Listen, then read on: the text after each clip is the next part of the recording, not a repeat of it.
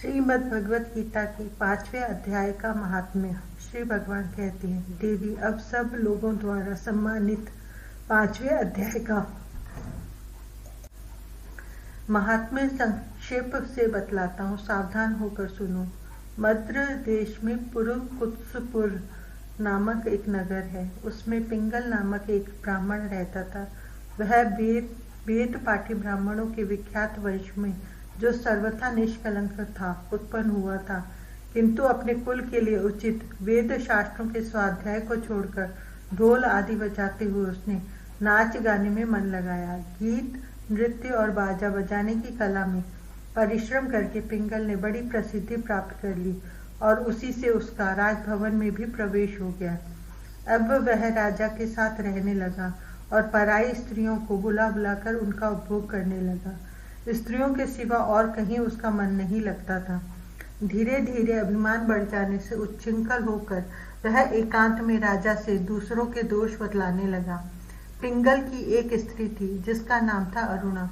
वह नीच कुल में उत्पन्न हुई थी और कामी पुरुषों के साथ विहार करने की इच्छा से सदा उन्हीं की खोज में घूमा करती थी। उसने पति को अपने मार्ग का कंटक समझकर एक दिन आधी रात में घर के भीतर ही उसका सिर काटकर मार डाला और उसकी लाश को जमीन में गाड़ दिया। इस प्रकार प्राणों से वियुक्त होने पर वह यमलोक में पहुंचा और भीषण नरकों का उपभोग करके निर्जन वन में गिद्ध हुआ। अरुणा भी भगंदर रोग से अपने सुंदर शरीर को त्याग कर घोर नरक भोगने के पश्चात उसी वन में शुकी हुई। एक दिन वह दाना चुगने की इच्छा से इधर उधर फुदक रही थी। इतने में ही उस गिद्ध ने पूर्व जन्म के वैर का स्मरण करके उसे अपने तीखे नखों से फाड़ डाला। शुकी घायल होकर पानी से भरी हुई मनुष्य की खोपड़ी में गिरी। गिद्ध पुनः उसकी ओर झपटा। इतने में ही जाल फैलाने वाले बहेलियों ने उसे भी बाणों का निशाना बनाया। उसकी पूर्व जन्म की पत्नी शुकी उस खोपड़ी के जल में डूबकर प्राण त्याग चुकी थी। फिर वह क्रूर पक्षी भी उसी में गिरकर डूब गया। तब यमराज के दूत उन दोनों को यमराज के लोक में ले गए। वहां अपने पूर्वकृत पाप कर्म को याद करके दोनों ही भयभीत हो रहे थे। तदंतर यमराज ने जब उनके घृणित कर्मों पर दृष्टिपात किया तब उन्हें मालूम हुआ कि मृत्यु के समय अकस्मात खोपड़ी के जल में स्नान करने से इन दोनों का पाप नष्ट हो चुका है। तब उन्होंने उन दोनों को मनोवांछित लोक में जाने की आज्ञा दी।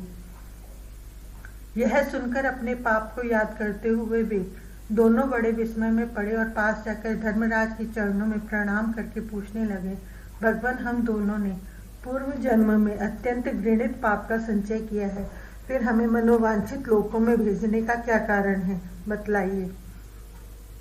यमराज ने कहा, गंगा के किनारे वट नामक एक उत्तम ब्रह्मज्ञानी रहते थे। वे एकांत सेवी, ममता रहित, शांत, विरक्त और किसी से भी द्वेष न रखने वाले थे। प्रतिदिन गीता के 5वें अध्याय का जप करना उनका सदा का नियम था।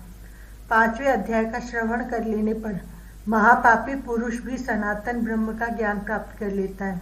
उसी पुण्य के प्रभाव से शुद्ध चित्त होकर उन्होंने अपने शरीर का परित्याग किया था। गीता के पाठ से जिनका शरीर निर्मल हो गया था, जो आत्मज्ञान प्राप्त कर चुके थे, उन्हीं महात्मा की खोपड़ी का जल पाकर तुम दोनों पवित्र हो गए हो। अतः अब तुम दोनों मनोवांछित लोकों को जाओ, क्योंकि गीता के 5वें अध्याय के महात्म्य से तुम दोनों शुद्ध हो गए हो।